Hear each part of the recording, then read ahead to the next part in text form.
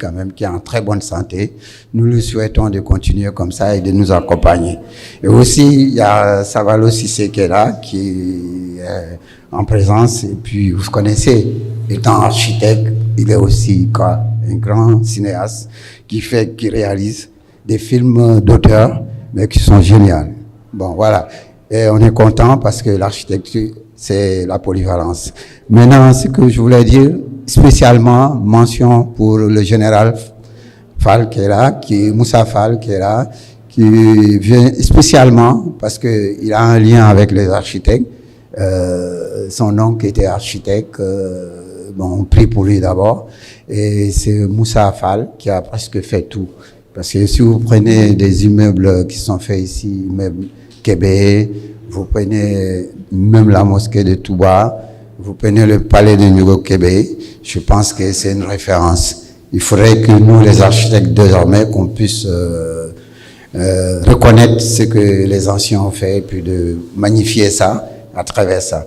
On a eu le plaisir pour nous, parce que c'est lui qui a eu l'honneur de nous prêter le catalogue de la famille, qui représente les œuvres de Moussa Fall, mais c'est des œuvres qui parlent.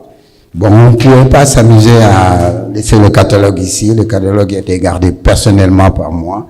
Et vous aurez le plaisir de venir visiter, de voir les projets qu'il a fait. Je pense que ce sont des projets, quand vous les regardez, nous n'avons rien encore fait. Nous, aujourd'hui, les architectes qu'on dit contemporains, on n'a pas encore fait grand-chose. Il y a aussi, je ne manquerai pas de le dire, en face de moi, Pathé qui est là, qui vient parce que aussi c'est une grande référence pour nous, les architectes. Je le magnifie avec la barbe toute blanche là, très jolie. Et puis il aura l'occasion de parler parce qu'on a la presse qui est avec nous. Il y a le Soleil qui va préparer un article lundi.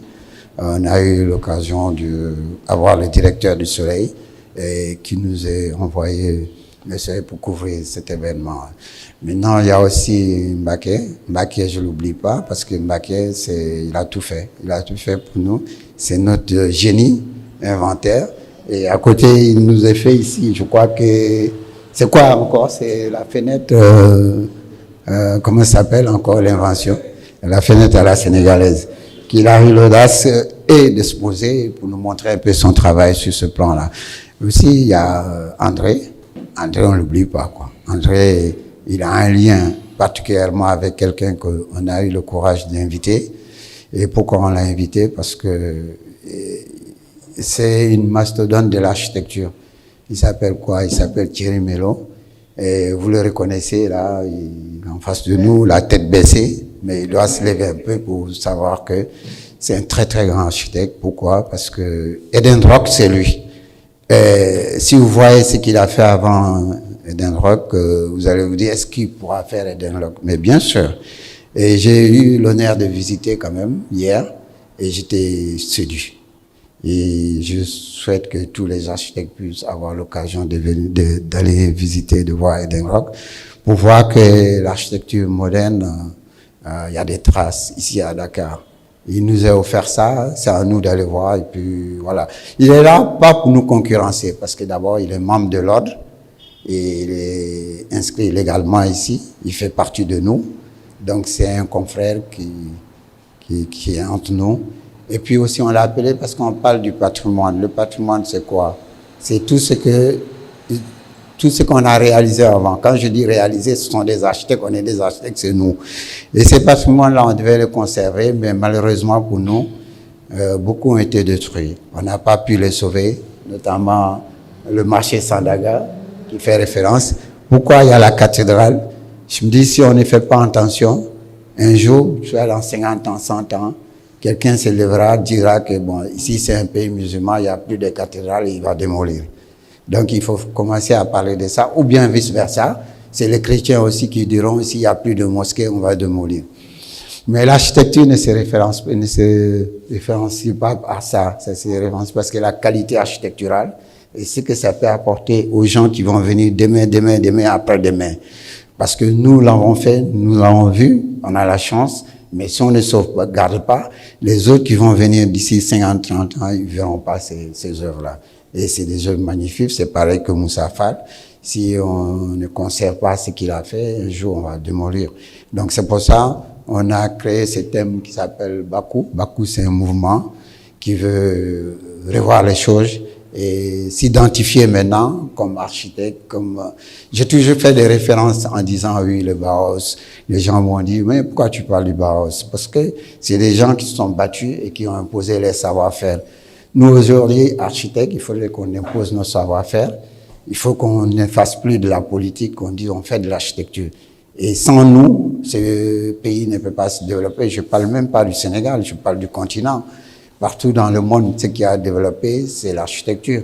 Quand vous voyez que des gens ont osé bousculer les choses, par exemple, moi, je n'ai pas de référentiel, je n'ai pas de contenu, donc je prends toujours des référentiels à l'étranger pour dire que quand Napoléon avait demandé au baron Haussmann qu'est-ce qu'il faut faire pour que de la porte de la Défense, que je puisse rejoindre la porte de Saint-Denis, il a dit à Napoléon, pose ta canne sur la carte. Il a posé.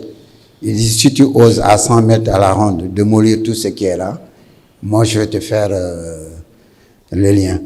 Et c'est ce que aussi le boulevard Haussmann aujourd'hui, qui a 6 voies, et puis l'Opéra de Paris.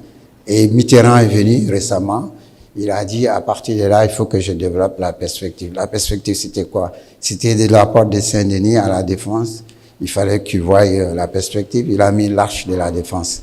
Aujourd'hui, nous sommes un peu à l'écart de notre développement parce qu'on a vu des projets qui sont faits comme Diamniadio, mais on ne nous est pas composé dans ces projets. Souvent, on nous a mis à l'écart. C'est pas parce que les gens qui nous ont mis à l'écart savaient ce qu'ils faisaient, ils ne le savaient pas. Parce que si vous voyez ce qu'on a performance ici, vous piétinez tous des œuvres en bas là. Les œuvres qui sont là, vous êtes en train de piétiner, c'est ce que l'État a fait inconsciemment, parce qu'il ne savait pas. Si l'État savait, l'État n'allait jamais accepter de mettre ses fils à l'écart et puis de développer une ville comme Diamniadio, qui est en fait un Soupou-Kandia mal ordonné. Vous savez que le Soupou-Kandia est très ordonné, parce que quand on vous prépare ça, on vous le met, mais quand il s'agit de Diamniadio, c'est autre chose. C'est pour ça qu'il faut toujours se rappeler que dans un pays, ceux qui font le pays, c'est les architectes. Et je n'oublie pas ce qu'ils appellent les ingénieurs. Les ingénieurs, sans eux, on n'a pas d'os. Donc, ils nous font les os et puis on retient. Mais la conception générale, c'est nous. Nous, on n'est pas là pour dessiner des plans. On est là pour concevoir. Et concevoir une ville, c'est très compliqué. Donc, je vais m'arrêter là parce que je faisais un peu le retard. Pourquoi? Parce qu'il y a Moussa Fall, le directeur général de la construction, qui va arriver. Mais son père, on a eu l'honneur avec près de lui Zulumbaï, un grand plasticien. Il y a Moussa qui est là, son père qui est assis là, qui est un grand plasticien et qui a fait, comment il s'appelle encore, le chaos urbain. Le chaos urbain, c'est qu'est-ce qu'il a fait? C'est-à-dire, il a montré un peu une ville. Ce qu'on appelle le chaos urbain, c'est les animaux, les bœufs, les moutons, les charrettes, tout ce qui envahisse la ville. Il n'y a pas de référentiel, il n'y a pas d'ordonnancement, tout. Il y a les immeubles qui s'interpénètrent entre eux et il a, à travers une œuvre d'art, et que moi-même je pense que c'est un triptyque, mais j'ai eu la chance quand même d'acquérir une de ces œuvres qu'aujourd'hui le musée de civilisation m'a demandé de les prêter, mais il faut que j'aille arracher cette œuvre parce que ça fait presque 6 mois, ils me gardent ces œuvres, ils ne veulent pas me le rendre. Bon, maintenant, à travers l'exposition ici, vous verrez plusieurs œuvres. Ce sont ces bâtiments que je disais, à commencer par l'œuvre en face de moi, l'Hôtel de l'Indépendance, qui a été défiguré. Défiguré, ça veut dire qu'à l'image ancienne, c'était ça. Et je dirais pas que le confrère qui a fait ça, c'est lui qui a voulu le faire intentionnellement, parce qu'il est parti sur une commande, il voulait une architecture moderne, peut-être il a fait inconsciemment. Mais à l'origine de cette œuvre-là, le monsieur qui est là, c'est lui qui est l'architecte, c'est lui qui a fait cette œuvre-là. C'est la raison pour laquelle l'Audace a eu le courage aussi de l'inviter pour venir participer à cet effet Bakou. Il a eu la malchance aussi, là on l'a défiguré, mais là-bas on l'a détruit carrément. C'est le DAU, c'est le bâtiment de référence qui est là-bas, qui pourrait nous servir, nous, en tant qu'architectes, avoir le modèle. C'est une architecture contemporaine et qui montre un peu comment est tramé les bureaux. Et à l'époque, quand il le faisait, je pense qu'il n'avait même pas pris la trame de 135, 270 qui trame bien les fenêtres, qui montrent que les bureaux, c'est comme ça, c'est tramé. Partout dans le monde, ça c'est une référence. Donc il a eu l'occasion de nous présenter une œuvre sculptée, mais bon, notamment, je pense que l'autorité qui était là avant a détruit l'œuvre. L'œuvre n'est plus là, ça n'existe plus. Et bon, à travers ça, il y a aussi à côté la gouvernance qui est menacée, parce que c'est avant les colons qui l'avaient fait. C'est un beau bâtiment aussi, tramé. L'immeuble des eaux, je pense qu'ils l'ont augmenté parce que là, il y avait peut-être 6 niveaux. Maintenant, on est presque à 10 niveaux. Mais il existe encore. Il est bien figurant. Il nous montre. C'est le phare de Dakar. Quand vous rentrez, vous le voyez clairement. Et à côté, il y a, comment on appelle l'hôpital, la maternité de Dantec, qui est référencié, qui est classé même au patrimoine, pas de l'UNESCO, patrimoine bâti, mais qui a été démoli, notamment. Et à côté, le château d'eau. Moi qui pensais qu'ils ont préservé le château d'eau, Thierry m'a dit, mais le château est démoli. J'ai dit non, c'est pas possible. Et je passais, il y a 2 jours, effectivement, ils ont démoli le château. Ce château était classé. Et c'était quelque chose de formidable. Et à côté aussi, vous avez la gare de Dakar, qui a été sauvée par notre conseiller qui est là-bas, André, qui a pu quand même le remettre en état à l'identique. Et ça, c'est bravo, merci, parce que c'est un exemple pour l'État pour voir. C'est pour ça qu'on a posé cette œuvre. Bon, comme je disais, la cathédrale, et là, c'est Sandaga. Sandaga, ça n'existe plus, mais on va conserver parce que ça va exister par... Bon, là, c'est un immeuble, le siège de CEDEAO, qui a été fait par notre confrère Goudiaby. Pourquoi on l'a mis là? On s'est dit aussi, ce qu'on fait ici a un lien avec l'Afrique. Il y a des œuvres qui sont partout. Il ne faut pas qu'on démolisse ces œuvres. Il faut que ces œuvres restent en l'état. Il faut qu'on sache que on a besoin quand même de conserver, que ce soit ici à Dakar, au Sénégal, c'est le même combat. On a voulu, à travers le Bakou, avec le président de l'ordre, de solliciter les autres ordres de l'Afrique de l'Ouest pour faire la tournée de cette exposition-là. C'est pour ça, il y a un de mes confrères qui m'a demandé, si vous vendez les œuvres, moi, je choisis l'autre œuvre là-bas, c'est à moi.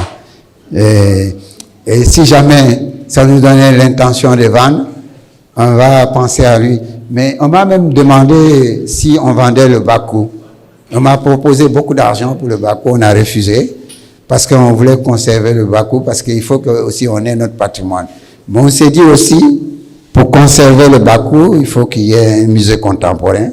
Et ça, c'est à nous, les architectes, de solliciter qu'il y ait un musée contemporain, parce que le musée dynamique n'existait pas. C'est devenu, je crois que la magistrature, des trucs comme ça.